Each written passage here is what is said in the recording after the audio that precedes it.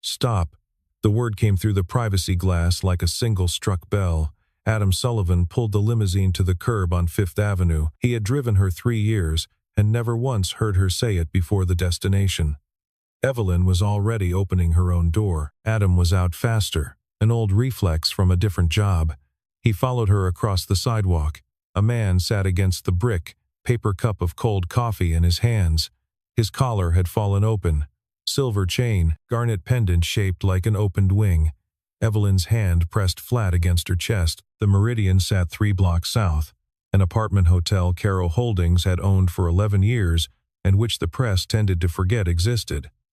Adam drove the side entrance off East 47th. He knew the alley turn and the loading bay code because 3 years behind a wheel had taught him every back way Evelyn might one day need. In the service elevator, he stood between her and the homeless man.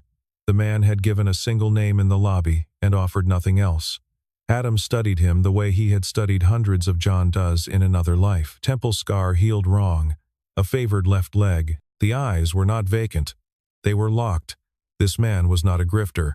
This man genuinely did not know who he was. The suite door opened onto warmth that had no business in a December morning. Dr. Patricia Webb arrived in 25 minutes with a leather bag and the unhurried bearing of a woman who had handled emergencies for the Caro family for 2 decades. The examination took just over an hour. She came out and sat across from Evelyn in the sitting room. She chose her words. Severe retrograde amnesia, she said, consistent with significant blunt force trauma and a near-drowning event. There is healed scarring along the rib cage on the left side, evidence of prolonged hypothermia, and the head injury is at least 7 to 9 years old. If he went into cold water at that point and survived, it would be remarkable. Evelyn nodded once. She did not look surprised. When the doctor left, Evelyn sat down for the first time all day. Adam stood across from her. She did not look up. She took a private card from her wallet. No title, no company. She set it on the glass. I need you to keep this quiet, she said. 1 week. Adam nodded. He did not ask why.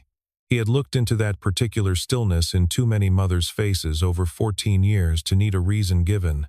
7 in the evening. Adam drove her back to the brownstone on East 73rd. He pulled into the garage, killed the engine, and went up the side stair to his apartment above the carriage doors. Sophie was at the kitchen table drawing a lion that had ambitions about its mane. You went further than usual today, she said without looking up. Only a few blocks farther, sweetheart, he said. It just felt further. She accepted this. She added another curl of mane. Across town, on the 14th floor of the Meridian, the man who would within 48 hours learn that his name had never really been Marcus Reed, stood at the window and watched the cab sliding south on Madison. For the first time in 8 years, he was inside a heated room and not calculating his exit. He did not understand why he had agreed to come. He did not understand why the woman in the cashmere coat had looked at him the way one looks at a closed door one had long ago given up on opening. Adam locked the apartment door at midnight. He did not sleep. At 2 in the morning he opened the laptop he had not opened in 3 years. He keyed in a username and a 16-character passphrase he had not forgotten. The screen blinked. The header read FBI BAU, residual access, read only. He began to type. 7:30 the next morning, Evelyn slid into the back of the car as she did every day. Park Avenue, 3rd red light from the brownstone. She pressed the intercom. I asked Henry to run your background again last night, she said. Deeper this time. Adam did not turn his head. What did you find? A sealed file. Henry had to make 3 calls before it would open. She paused.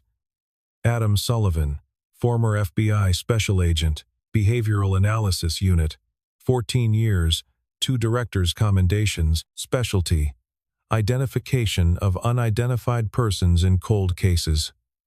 Another pause.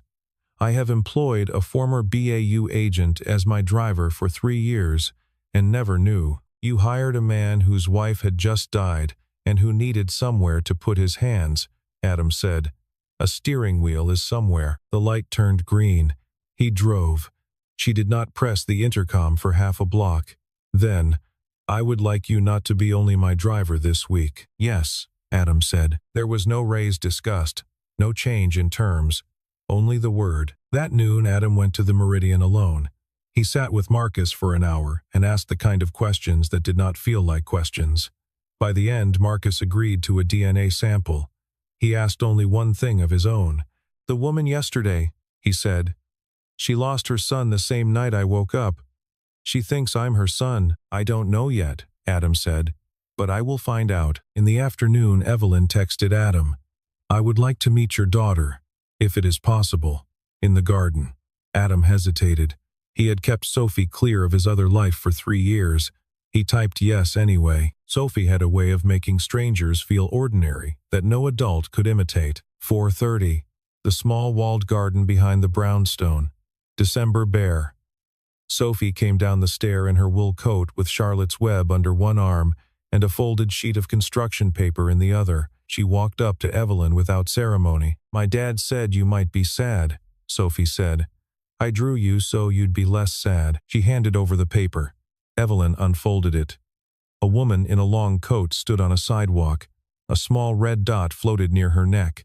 Evelyn's hand did not tremble visibly, but the paper did. "Thank you," Evelyn said. "I'll keep it. You can put it on the fridge," Sophie said. Fridge drawings help grown-ups a lot. The garden was quiet for a moment. The fountain had been drained for winter. Adam stood by the gate and watched his daughter speak to a woman whose son had been gone 8 years and felt something he had not let himself feel in 3. That night, Adam opened Montauk General's archived intake records. He ran the search against the date Nathan Caro's body had been pronounced lost to the Atlantic. A John Doe entry appeared, pulled from the surf at the base of the cliffs 3 days after the accident. Severe head trauma. Hypothermia. Initially listed as a drowning fatality, then revised to survived following resuscitation.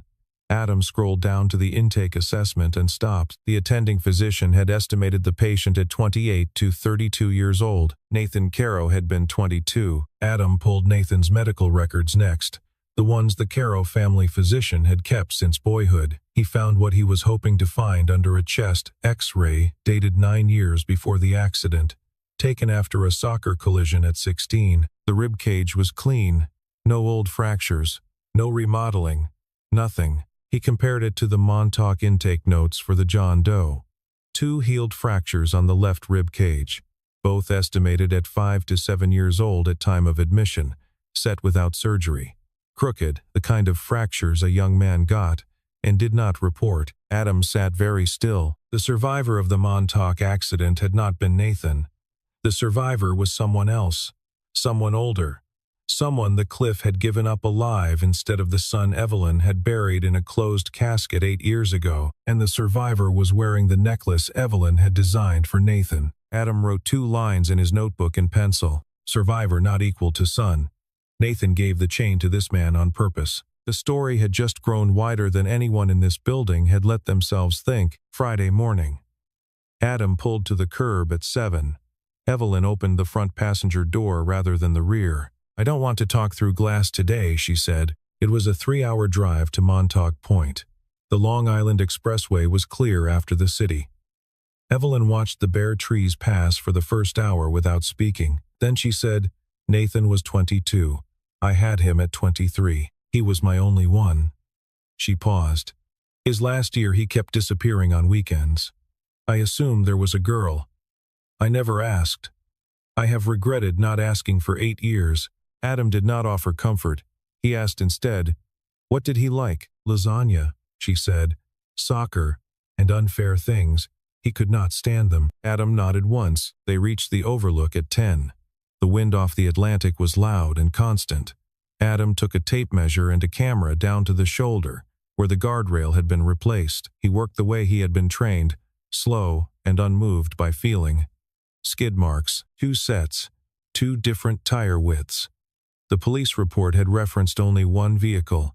He photographed the marks from 47 angles before he climbed back up. Evelyn was standing at the edge of the overlook.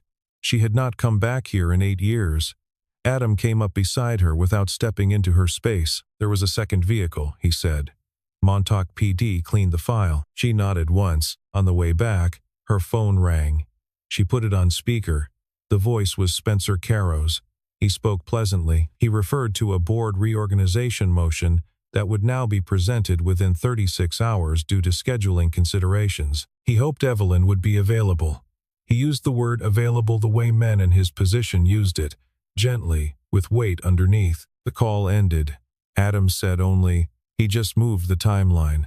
Something reached him. "He should be afraid," Evelyn said. "He should have been afraid for a long time." It was the first sentence she had ever spoken to Adam about her husband's cousin. It came out the way confessions come out, quietly and without preamble. She had carried the suspicion for 2 years and never let anyone in the building see it on her face. They drove the rest in silence. Somewhere past Bridgehampton it began to snow lightly. The wipers ticked. Evelyn fell asleep against the window. For 40 minutes, Adam adjusted the heat 1 notch and said nothing about it when she woke. 10 in the evening. Adam pulled into the brownstone garage. Evelyn sat for a full minute in the passenger seat before opening her door. Adam did not get out to open it for her.